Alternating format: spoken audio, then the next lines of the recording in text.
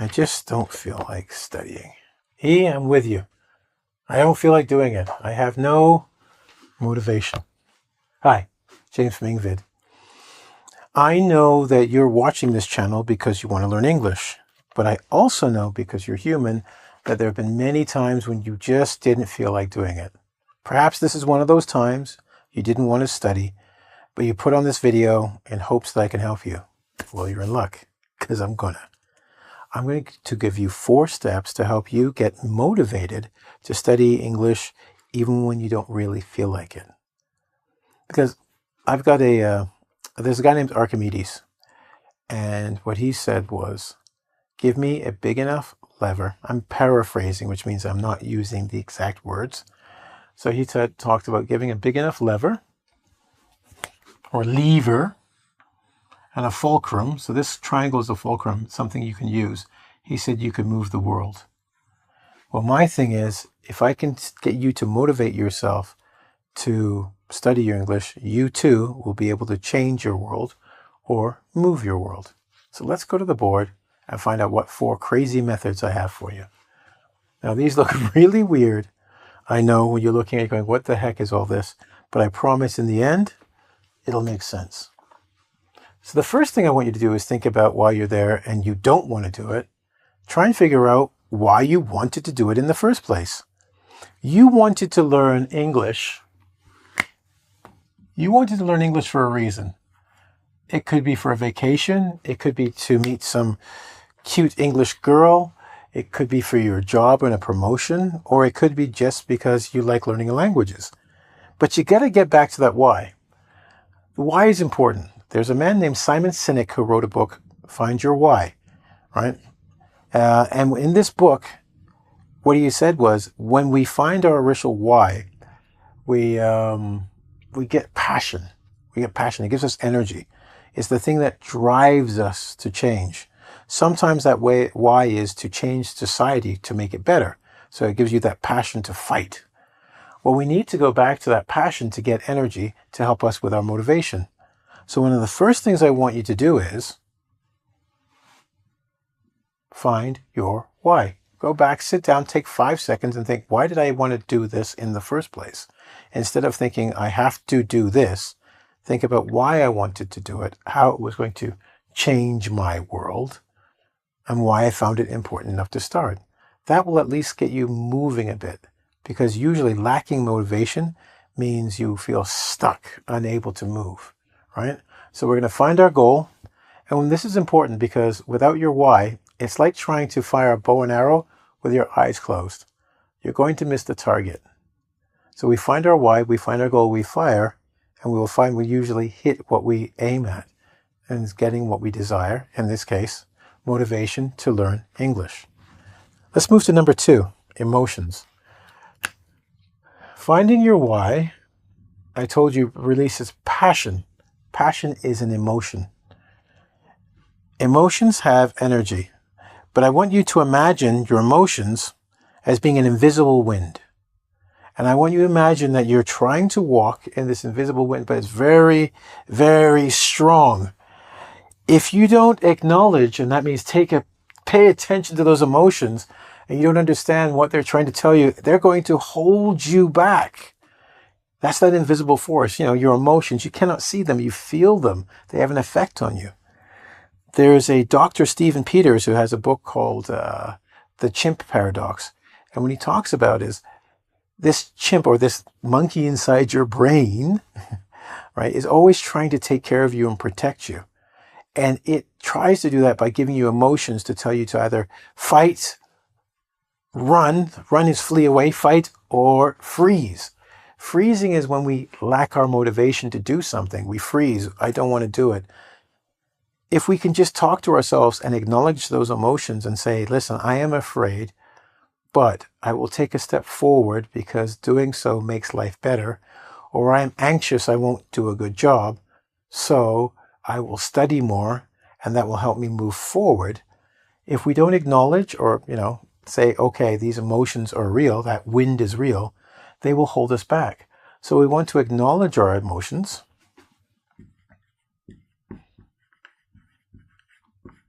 Because when we acknowledge our emotions, that energy that is holding us back is given to us so we can fly forward. Kind of cool, right? Just by saying, hey, I'm afraid, you can stop being afraid. By saying, I'm afraid, and why am I afraid? And thinking about what I can do to help my fear. Because that little monkey we were talking about holding you back can then help you move forward. Now let's move from there, from acknowledging our emotions, finding our why, acknowledging our emotions. A lot of you may not know this, but in North America, we have something called the carrot and the stick. It's about a donkey. And we talk about how do you motivate a donkey? Now, if you're a parent and you love your children, the carrot is like giving them candy and praise and saying nice things to get them to do something to motivate them. That's the carrot. Do something good. And the stick whoosh, is military. The stick of discipline. They won't listen. Make them listen. Okay? So a lot of people think, okay, carrot and stick, but here I have it reversed. It shouldn't be this way. It's usually reversed. First try the carrot, do something nice, then use the stick if that doesn't work. Now, do you remember I talked about the emotions and feeling them? Well, one thing you can do with emotions here is you can take the bad emotions, which would be the stick, and we're going to maximize this, make the stick bigger, because what we want to do is make the person so afraid of what might happen that is bad if they don't finish what they said they were going to do. What do I mean? If you think of something like this, okay, I am getting a little bit fatter. And then you say, okay, well, what happens if I right now I don't feel like eating eating properly, so I'll eat some junk food. That's not so bad. We know it's bad, but you don't care. But what would happen if we said, hey, what if you kept eating bad foods? Just kept eating them, kept doing no exercise. We go, I'll get fatter and fatter. Then I'll get heart problems and knee problems. I might have a heart attack. I might die. I might not be able to take care of my family. And it's like, do you want that to happen? You go, no, no, no, no, no, no. So we use the stick to get you to move and not the carrot. So by acknowledging it, one method we can do from acknowledging these emotions, first, if that doesn't work, that you say, okay, I acknowledge my emotion, let me work. Then you can say, okay, now imagine the worst thing that could happen. Why am I mentioning this? Well, there's a guy named Dr. Jordan Peterson, and in his clinic, they did a study with a mouse. And they had a maze for the mouse, a maze, blah, blah, blah, blah, blah, blah, blah, blah, blah. And they had some cheese. And the mouse was hungry. And what they would do is they would time to see how long it took the mouse to go through the maze to get the cheese. And the hungry mouse did it pretty quickly. But do you know what made the mouse run even faster to get the cheese? Do you think they made the mouse even hungrier? No, they put a smell of a cat in the maze. And the mouse would run faster through the maze to escape the cat than when it was just hungry for cheese.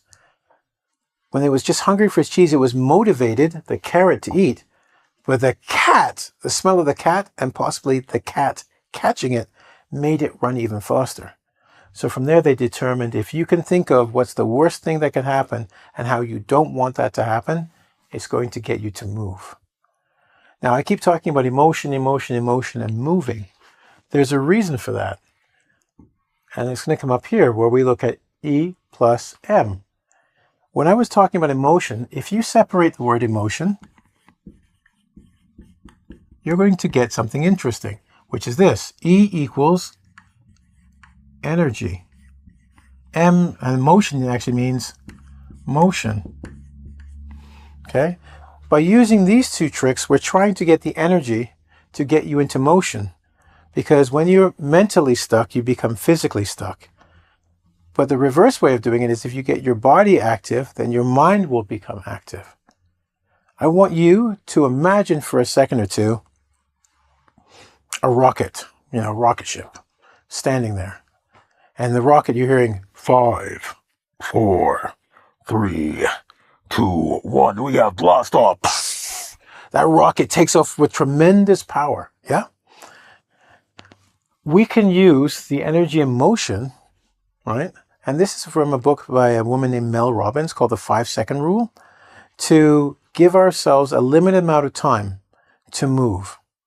Once we've used these two techniques, acknowledge our emotions, and probably thought about this one, that stick, we can use a limited time, which is a 5, 4, 3, 2, 1, because the 5, 4, 3, 2, 1 enables us to keep our focus on what we wanted to do. That's why we looked at our why. Keep our why in our mind, and just enough time that you don't lose focus and you can jump right into the activity before your brain says, stop, we don't want to do this. Because if you wait for 10 or 15 seconds, you start to think and maybe you won't do it. But when you only have 5 seconds, by the time you've moved, it's too late for your brain to say stop, you've moved forward. And by taking that energy, creating physical motion, we can then get mental motion to get motivated to do what we have to do. Cool? I know. So it's a simple system, and I promise you 4 steps. It's 4 steps. And all you have to do is just start with the first one, which is remember why you're doing this. And then try and figure out what are the fears holding you back, because lack of motivation or people being lazy isn't usually that they don't want to work. It's that they're afraid of something, and that keeps them stuck. Remember, fight, freeze, or flight? They freeze. So what we have to do is get them to find out or acknowledge what is getting them to freeze. And then maybe making that stick a little bit bigger so it scares them off to move. And once we get that energy in motion, and we limit the time that they have to move from 5 to 1, then we'll find that those people will move towards what they want to do, which in your case is English. Good. I hope you enjoyed the video, and watch it again, maybe if when you're getting a little stressed out about what to do, and they'll take these steps that go through them mentally, and you might find you're getting more done besides English each and every day. Anyway, listen, thank you very much. I'd like you to come back to Ingvid for, if you like this video, more videos like this. And of course, your usual grammar, prepositions, and whatnot, reading and writing skills, because we got lots of that with some brilliant teachers. You can go to is www.ing as in English, vid as in video.com, and seek out those extra videos. Anyway, for now, have a great day. Stay motivated. Keep studying.